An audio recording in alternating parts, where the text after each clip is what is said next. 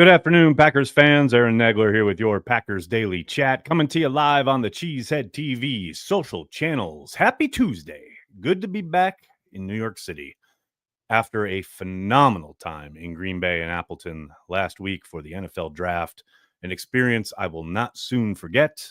Absolutely outstanding work from the league, from the Packers, the city of Green Bay, all the organizations involved in pulling off the biggest event in Wisconsin history. No big deal. Absolutely incredible stuff. And 600,000 people in attendance when local estimates had put the expected attendance, at least I know a month out from the event, they were expecting between 270,000 to 300,000 for the entire thing. To get 600,000 people in the door, pretty incredible. And then the NFL announcing just a little bit ago that it is the second most watched draft in the history of the event. The only one that has been watched more was when we were all shut in our homes during the pandemic in 2020. Pretty great stuff for the tiniest market in not only the NFL, but in professional sports. I know everyone involved has got to be incredibly proud. And like I said, being there and being kind of connected to it in even just the smallest way, just being kind of around town and in the vibe and seeing how much it meant to so many people, absolutely incredible. And as I said last week, it was great to connect with so many of you who came to the meetup and came to our events and who joined us here on the live streams, consumed any of our content. Cannot thank you guys enough. All of that said, it's really good to be back in New York. Got to admit, I very much miss New York when I'm not here. Always good to be back. But always great to be talking to you guys, Packers fans worldwide, because that's what we do here at Cheesehead TV. And the latest, of course, is the Packers signing former top 10 pick Isaiah Simmons, a free agent linebacker from the New York Giants who had visited the Packers prior to the draft. And then the Packers making that signing official earlier this afternoon. Simmons listed as a linebacker, but does kind of play all over the place on the back end in the defense. He played in the slot at linebacker and even at safety at times in New York. I talked about this pretty at length last time when we talked about his visit with Green Bay, so I'm not going to belabor the point, but I do feel like this is a guy that can come in and contribute immediately on special teams. He was very effective on teams for the Giants and has been really his whole NFL career. As far as from scrimmage, I don't doubt for a moment they will experiment with ways to utilize him in different packages, Halfley giving him another tool essentially in his toolbox that he can utilize dependent on the opponent, what type of offense they run, things of that nature. But more than anything else, I do think you give Rich Bisaccia another excellent athlete on special teams. They brought back Kristen Welch, a guy who they probably shouldn't have let go last summer, who should also help very much on teams. You start getting some of these guys into the mix, both on coverage units and on protection. I'm very excited to see some improvement from a group that definitely hasn't been talked about a ton since Bisaccia's extension was signed a couple months ago, but certainly is not off the watch list when it comes to needed improvement. And I do think more than anything else, the Simmons signing should go a long way in helping that regard. What's going on, everybody? Good to see everybody already chiming in the comments section. We got Reese. You started us off before I even went live, and I did want to address this real quick. Hey, Nags, if you get a chance, what player do you think Coach was speaking about on his recent interview on Bussing with the Boys? It seems like it could have been the answer to Kingsley Kiki incident. Actually, Reese, I have to admit, I have not watched the full episode yet. I did see the clip where he was talking about Ben Johnson with the guys there, but I have not sat down and watched the entire interview yet. I will do so and hopefully give you an answer tomorrow. But man, Kingsley Kiki, Packers legend, random Packer, all in one. Love to hear it. Klaus, thank you for the super chat, man. Thank you for great draft coverage. Go Pack Go. Thank you, sir. Really appreciate it. Hope things are well across the pond. Rick, thank you for the super chat. Hashtag Barry, no sacks on New York. I'm not quite sure what that means, but I appreciate it, Rick. Dusty, thanks for being a Care of the G Club member. Watching the live stream when Murphy announced the golden pick and just hearing the crowd roared several times has to be a Cheesehead TV all-timer. Carry the G. Yeah, Dusty, as I put out on social afterwards, I still kind of can't believe we streamed that live on Cheesehead TV. That's a top 5 Packers fan moment in my life. No doubt about it. And a special pop there from the crowd in Green Bay. Simitovich, how you doing, man? Thanks for the super chat. So your EP drops when? You have a great voice. Oh, thank you, John. That's really nice of you. Yes, the new Motel Men single comes out a week from Friday on May 9th. The EP, entitled Disco Depression, comes out most likely late June. We don't have a dead set date yet, but there will be plenty of new Motel Men music for your listening pleasure this summer. Adam, thank you for the super chat. Hey, Nags, you made great videos this weekend. Corey's uncle's wife should co-host next year's draft. Would be amazing. 123 Green Bay. Corey's uncle's wife should co-host next year's draft. All right, we'll put it in the hopper, and we'll see. Got to have some negotiations, no doubt about it. Sean, Luke, that's an interesting question. How does Simmons' career compare to Quay Walker's? Well, Quay has been much more effective and productive and been able to stay on the field in his role now, notwithstanding injuries.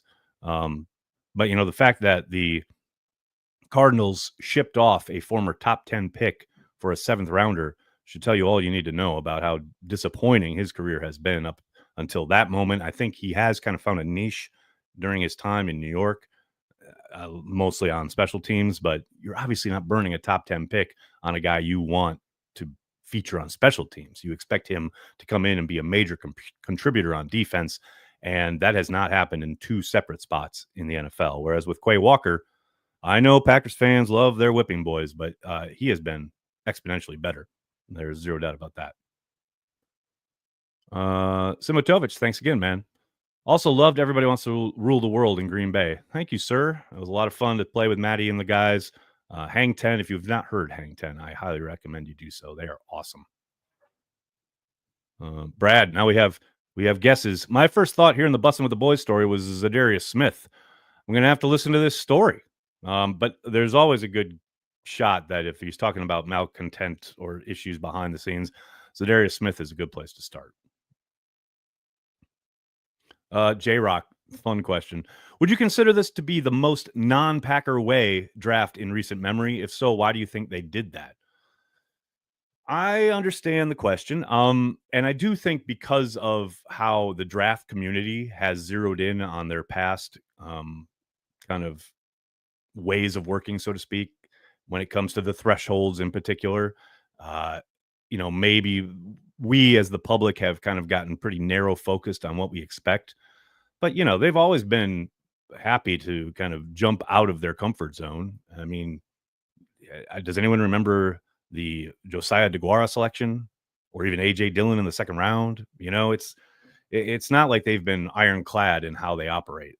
I do think if you're looking for reasoning behind what this draft class maybe was or is, I highly recommend Spoon's column in the Milwaukee Journal Sentinel. You can get it at packersnews.com because it makes a lot of sense as far as I know on the outside looking in, we were very kind of focused over the past couple months leading into the draft, but also leading into the offseason regarding the need to improve the pass rush, the potential to add talent to the corner room and things of that nature. But, as Spoon pointed out, a lot of their issues down the stretch, and we've heard Matt talk about it, he hasn't shied away from it, were on the offensive side of the ball. You look at the last kind of 4 games in particular, 3 of which they lost. They had opportunities to win many of those games if their offense is just able to even operate, let alone take control of certain situations. So obviously a draft from this offseason is never going to be an immediate fix or a panacea for what ails you. But it does feel like it's much more of a reaction to a continuing problem so far during the last few years with, LaFleur and company on offense. And that's not an indictment of Matt. It's not an indictment of his offensive staff, but you've had these issues again and again and again, whether it was 2020 against the Bucks or whether it was last year against the Eagles.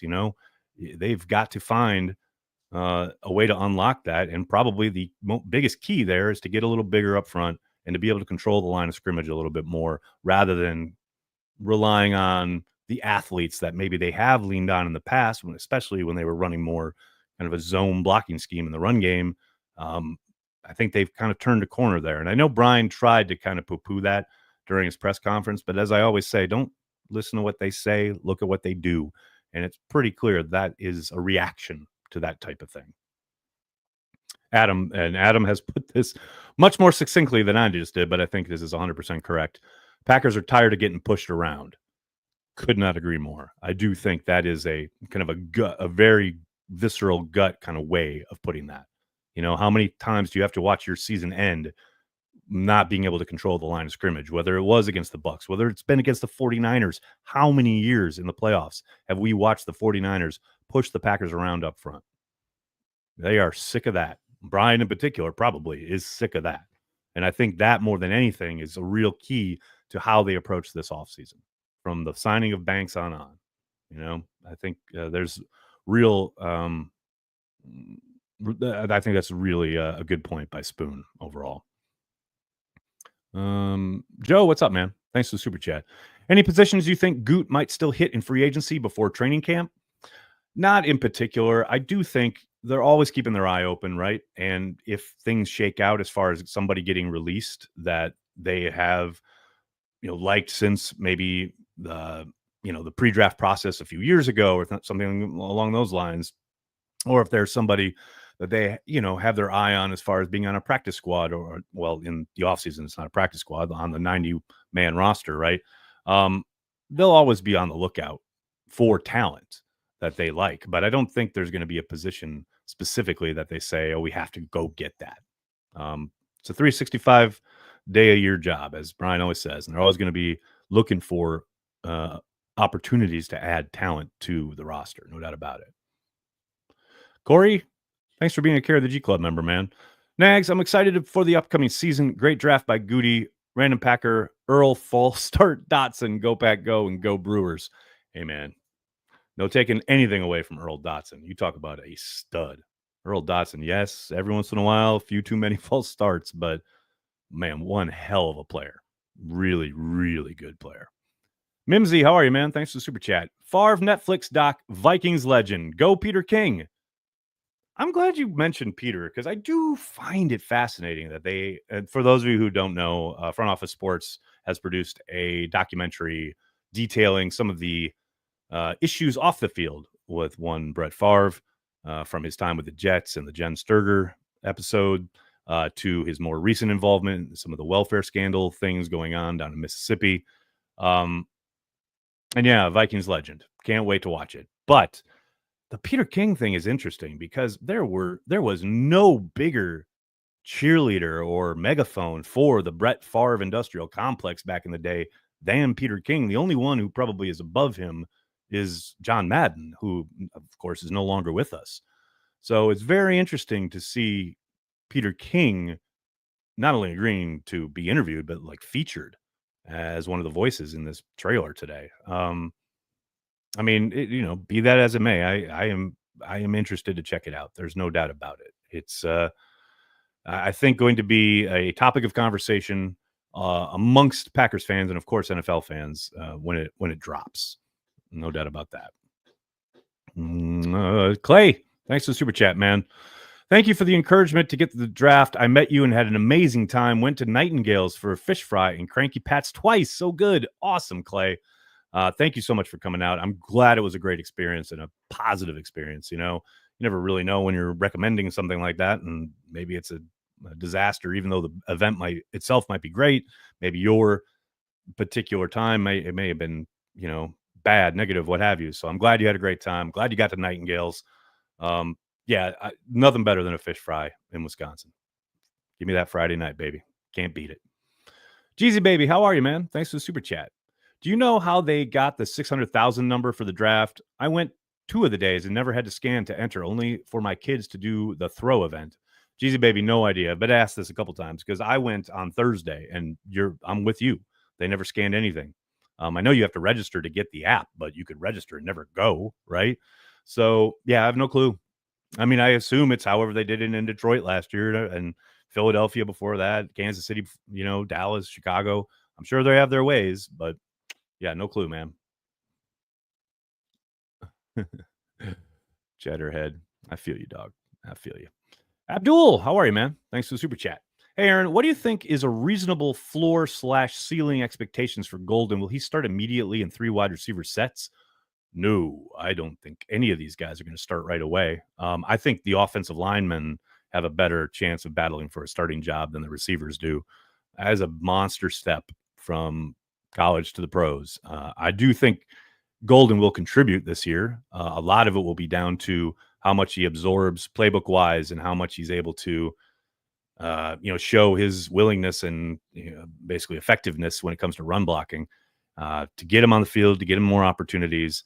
I think the speed is undeniable, right? But there are a lot more things that go into it. He'll be given opportunities. A lot of it will be about his competition in camp, how consistent he is right out of the gate. But yeah, I would be very, very surprised if he's a starter week 1. Now, you know how it is. You call it a starter, but they're rotating guys so often. I don't doubt for a moment that he will be involved, right? He will have packages and they will have, moments in games where they want to feature him and utilize his speed and things like that. But I would caution anyone thinking any of these guys are going to come in and start right away. They're going to have to earn it, and they're going to get the opportunities to do that in the first place, and that starts in camp. JP, what's up, man? People don't talk enough about Kevin Barry, number 71. We talk about him all the time on this channel. Jumbo U71, Kevin Barry. That's not a random Packer. That's a Packers legend right there. I love Kevin Barry. Jeezy, baby. So Jair is coming back. The news seesaw is driving me nuts. Yeah, we got a source off between Spoon and Rob. No, I know they're not pitting themselves against each other, but I know the internet does. Man, as I said on Twitter today, just wake me when camp starts. I'm still of the mind that they're probably going to release Jair, but I know Rob reported today that there has been movement, talks about reconciliation. I find the word reconciliation kind of hilarious because he hasn't gone anywhere. He's still under contract. He participated in the virtual start of OTAs last week, or not even OTAs, the off-season program last week. So what is there to reconcile? Like, he's coming to work or he's not. I don't like the word reconciliation is kind of funny to me. But yeah. Hey man, if he's there, awesome. They're a better team when he's on the field. He's very rarely on the field, but maybe this is something where they're talking to him about a contract adjustment where maybe there's playtime incentives involved. Who knows? We'll see how it shakes out. But I am not going to spend my entire fucking summer doing the Jair watch. Nope. If he's at work and ready to roll and healthy, great. If he's cut, I wish him nothing but the best. He's a legendary Packer. Other than that, I'm not doing it. We just got done with the whole Aaron Rodgers drama. We did the whole summer of Jordan Love's contract. I can't handle another summer of constant news updates that move nothing forward. I can't do it. I can't do it. So, take that as you will. What's up, Soder? Always good to talk ball with you, buddy. I would think that they will lean into the run early in 2025 and then up the pass as they figure things out. It will now be the complete opposite. Well, we'll see. I do think they're going to continue to run the ball. And I know I've seen a couple people online opining about what this draft class means for their offensive approach. Again, they're going to mix these guys in and they're going to come along and maybe things change as the year progresses. But I don't see their offensive approach changing wildly. I think they're still going to want to run the ball. They're going to control the game with the run game. And then, yes, find their opportunities to take shots downfield. Of course, the big wild card here is Jordan Love. And if he's healthy enough to get back to some of the stuff they were doing at the end of 2023, especially in the play action game, we shall see. All right, everybody, I have to get going. I cannot thank you enough for hanging out, talking Packers each and every day, Monday through Friday, right here on the Cheesehead TV social channels. Please do me a monster favor. Hit like on the video, subscribe to the channel, and then tell your friends and tell your family. Cheesehead TV, we are devoted to Green Bay Packers fans worldwide. Thanks a lot, everybody. Have a great night. Go Pack, go.